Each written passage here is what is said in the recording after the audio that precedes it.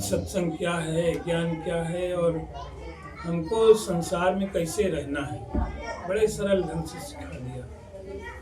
तो इसी सब बात पे विचार करके ऐसे ही हमको जीवन बिताना चाहिए, तब हम सुखी रहेंगे। आपस में ईर्ष्या बैर रखेंगे, क्रोध रखेंगे, लड़ते रहेंगे तो उसमें सुख नहीं है, उसमें नुकसान है और बीमारी बढ़ती है, रोग बढ़ते हैं। और जब प्रेम से रहेंगे, मिल के रहेंगे, एक दूसरे का सत्कार करेंगे, सम्मान करेंगे, तब उसमें सुख रहता है, उसमें सुख मिलता है। और जो कुछ भी समस्याएं होती हैं, रोग दोग होते हैं, वो भी नष्ट हो जाते हैं, खत्म हो जाते हैं। तो ये सत्संग का महत्व है। सद्गुरु भगवान ने हम सबको बड़ा अच्छा सत्संग दे दिया है। इसके माध्यम से हम सब अपना जीवन सुधार सकते हैं हर तरह से। तो ये जो सुख मिलता है यही स्वर्ग है, और स्वर्ग कहीं दूसरी जगह नहीं है, ऊपर नहीं है, स्वर्ग यही है। सही बात। सब लोग मिलके प्रेम से रहें, सुखी रहें, सब यही स्वर्ग है। स्वर्ग का मतलब ही सुख, आराम। आज चर्चा हुई कि शिवरात्रि का दिन है। शिवरात्रि के दिन का मतलब लोग लगाते हैं शंकर जी का दिन। ऐसा कि महाराज जी ने बताया, शंकर जी पार्वती जी का विवाह हुआ था इस दिन। और शंकर जी के बारे में आजकल उनकी पूजा करते हैं लोग, और चढ़ाते क्या हैं?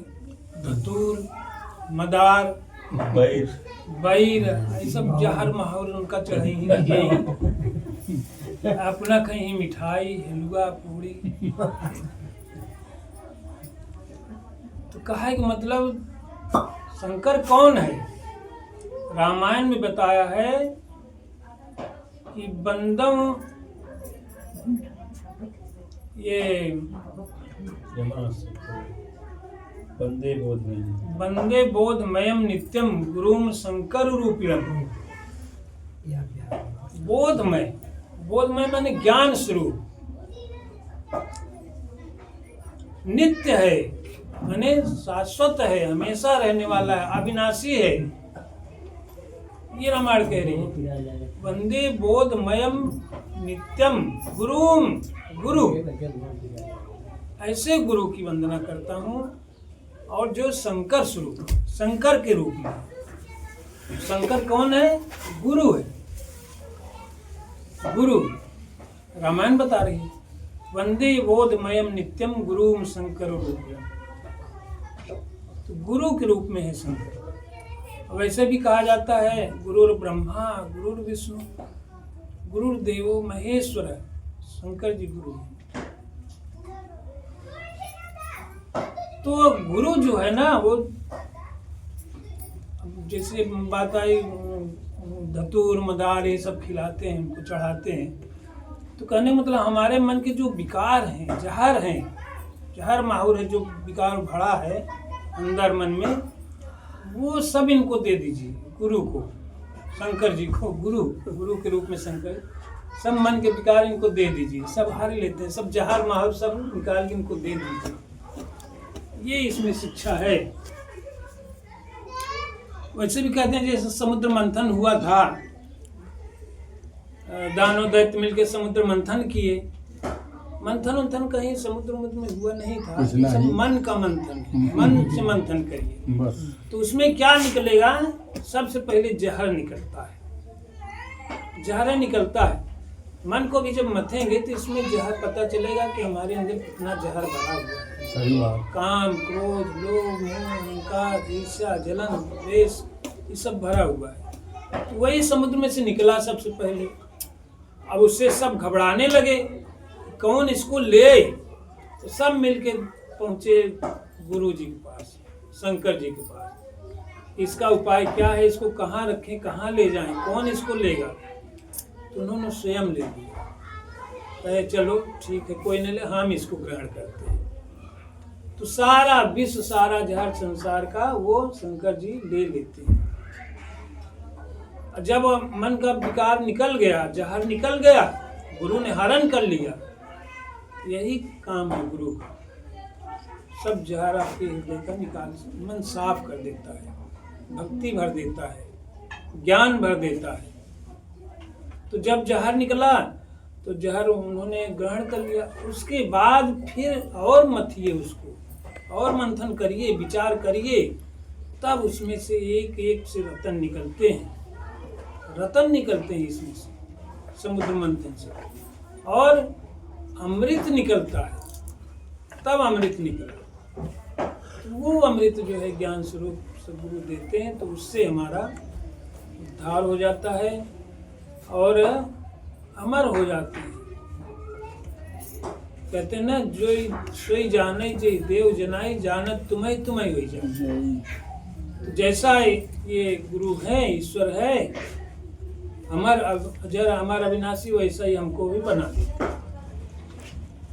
तो ये कहने का मतलब है, तो सद्गुरु भगवान जो है यही शंकर के रूप में है। इनका ज्ञान ही अमृत है, इनकी कृपा ही ये जो कल्प वृक्ष है, ये सत्संग जो है एक कामधेनु है, इसमें सब कुछ मिलता है। तो आज बहुत बढ़िया अवसर उन्होंने दिया। हालांकि यह सत्संग कराने में, या कोई भी कराता है, कुछ न कुछ कामना रहती है। तो आप सब सारी साध संगत कृपा करें, उनकी सारी मनोकामना पूर्ण हो, और सत्संग में प्रेम हो, ज्ञान जो है हृदय में बैठ जाए। और जब ज्ञान हृदय में बैठ जाएगा ना, तो सारे बाधाएं अपने आप खत्म हो जाएंगी, सब दूर हो जाएंगे। ज्ञान बैठ गया तो फिर और उसी के अनुसार हम अपना जीवन बना लें, जीवन सुखमय हो जाएगा। तो दास एक प्रार्थना करेगा भगवान से, इनके प्रभु दया दृष्टि रखना, भक्तों का पालन करना। प्रभु दया दृष्टि रखना, भक्तों का पालन करना। प्रभु दया दृष्टि रखना, भक्तों का पालन करना। प्रभु दया दृष्टि रखना, भक्तों का पालन करना। हम दास हैं भूलन हारे, तू दाता बख्शन हारे। हम दास हैं भूलन हारे, तू दाता है बलिहारे। मेरी बाह पकड़ रखना, भक्तों का पालन करना। मेरी बाह पकड़ कर रखना, भक्तों का पालन करना। प्रभु दया दृष्टि रखना, भक्तों का पालन करना। प्रभु दया दृष्टि रखना, भक्तों का पालन करना। तू सृष्टि के सिरजनहारे हो, दिग्वाणी बुद्धि अगोचर हो। तुम सृष्टि के सिरजनहारे हो, दिग्वाणी बुद्धि अगोचर हो। तुम सृष्टि के सिरजनहारे हो, दिग्वाणी बुद्धि अगोचर हो। मेरे मन में बसे रहना, भक्तों का पालन करना। मेरे मन में बसे रहना, भक्तों का पालन करना। प्रभु दया दृष्टि रखना, भक्तों का पालन करना। प्रभु दया दृष्टि रखना, भक्तों का पालन करना। सद्मार्ग बताते रहना, पापों से दूर हटाना। सद्मार्ग बताते रहना, पापों से दूर हटाना। सद्मार्ग बताते रहना, पापों से दूर हटाना।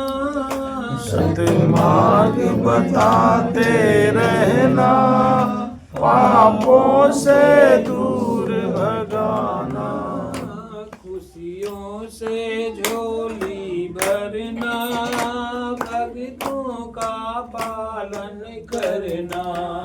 खुशियों से झोली भरना, भक्तों का पालन करना। प्रभु दया दृष्टि रखना, भक्तों का पालन करना। प्रभु दया दृष्टि रखना, भक्तों का पालन करना। महताब स्वरूप दिखाया, हृदय में प्रकाश फैलाया। महताब स्वरूप दिखाया, हृदय में प्रकाश फैलाया। अपनी शरण रखना, भक्तों का पालन करना। अपनी शरण रखना, भक्तों का पालन करना। प्रभु दया दृष्टि रखना, भक्तों का पालन करना। प्रभु दया दृष्टि रखना, भक्तों का पालन करना। साथ संगत जी, इस तरह से हम भगवान के शरणगत हैं। भगवान जो है ना, भगवान हमको यही बताते हैं कि भगवान कहीं और नहीं है, सब भगवान के ही रूप हैं और कोई है ही नहीं। आत्मा एक है और यही आत्मा हर घट में विराजमान है। गीता कहती है, मत्तः परतरम यत् किंच नास्ति धनंजय, मैं ये प्रोत्यवम सर्वम सूत्रे मणिगणा। यानी भगवान कहते हैं मेरे से अतिरिक्त कुछ भी नहीं है। जो भी रूप दिख रहे हैं, जितने भी आकार दिख रहे हैं, दृष्टिमान है, इन सब में यही समाया हुआ है। जैसे माला है, माला में कई फूल रहते हैं, सैकड़ों फूल बो दीजिए, लेकिन डोरा एक ही रहेगा। उसी तरह से तमाम आकार हैं और इन सब में एक ही ब्रह्म, एक ही आत्मा सब में समाया हुआ है। लोगों में तमाम भ्रम रहता है, कई आत्मा है, एक आत्मा ये, एक आत्मा ये, एक आत्मा ये, कई आत्मा। ऐसा नहीं है, आत्मा एक ही है। ये नहीं कि उनकी आत्मा अलग है, इनकी आत्मा अलग है, एक ही आत्मा है सारे सृष्टि में। इसी को आत्मा कहिए, परमात्मा कहिए, ईश्वर कहिए, गॉड कहिए। रूप स्वरूप को जानिए, बस है क्या चीज, इस चीज को जान लीजिए। यही आत्मा सब में व्याप्त है, सब पूरा विराट स्वरूप इसी आत्मा का है, इसके अलावा और कुछ है ही नहीं है। यह जो दुनिया भर का मायावी पदार्थ जो दिख रहे हैं, ये सब नाशवान हैं, ये सब स्वप्नवत हैं। अभी दिख रहे हैं, कुछ दिन बाद नहीं रहेंगे। जैसे स्वप्न, रात में स्वप्न में पड़े रहते हैं, तमाम चीजें दिखाई पड़ते हैं स्वप्न में। जहाँ आँख खुली वहाँ सब गायब। इसी तरह जब सदगुरु हमारी आँख खोल देता है, ये सब माया सारी नाशवान दिखती है, स्थिर नहीं है, स्थायी नहीं है। अस्थाई केवल यही आत्मा है। और आत्मा ये सब तो सांसारिक चीजें हैं, माने प्राकृतिक प्रकृति से बनी हुई वस्तुएं हैं। लेकिन आत्मा कोई ऐसी प्राकृतिक या कहिए कोई भौतिक चीज नहीं है, क्योंकि कहीं शरीर में एक जगह बैठी हो या कहीं दुनिया में कहीं एक जगह बैठा हो। जैसा लोग मंदिर मस्जिद बना के उसमें बैठा देते हैं, ऐसा ये आत्मा है, ये परमात्मा ऐसा नहीं है कि कहीं एक जगह बैठा हो वहाँ जाके दर्शन करेंगे। ये कोई भौतिक चीज नहीं है। शरीर में भी कहीं एक जगह नहीं है, तमाम इसमें भौतिक चीजें हैं। दिमाग यहाँ पर है, हृदय यहाँ पर है, फेफड़े उसके अंदर है, किडनी है, तमाम चीजें हैं। ये सब भौतिक हैं, प्राकृतिक हैं। इस तरह से आत्मा भी नहीं है किसी कहीं एक जगह बैठी हुई। वो तो व्याप्त है। व्याप्त का मतलब समाया हुआ है। तो आत्मा इस तरह समझिए उसको, ये न समझिए कि आत्मा अलग है, भगवान अलग है। सबकी आत्माएं अलग अलग हैं। कहते हैं इसकी आत्मा निकली तो कहाँ गई, भूत बन गई तो दूसरे योनि में गई, कहाँ गई। सब केवल समझने समझाने की चीजें हैं। इन सब का आखिरी मतलब यही है, समझाते समझाते समझ में यही आएगा। आखिर का निचोड़ यही है कि आत्मा एक है, सारे संसार में व्याप्त है। इसी को हमको जानना है। जब तक नहीं जान पा रहे हैं तब तक हम भी अपने को अलग इससे समझ रहे हैं। तभी तो इसको जानने की कोशिश कर रहे हैं। यही तो भगवान की लीला है। और जब जान जाएंगे एकदम सही ढंग से, पूर्ण रूप से, तो एक ही हो जाएगा, अलग नहीं। यही कहते हैं सोई जाने देव जनाई, जानक तुम्हें तुम्हें। सब महापुरुषों की वाणी है, बहुत रस भरी है, इसमें विचार करने की जरूरत है। साथ समझिए दास को भी अपने चरणों में लगाए रखिए। बोलिए सद्गुरु भगवान की जय।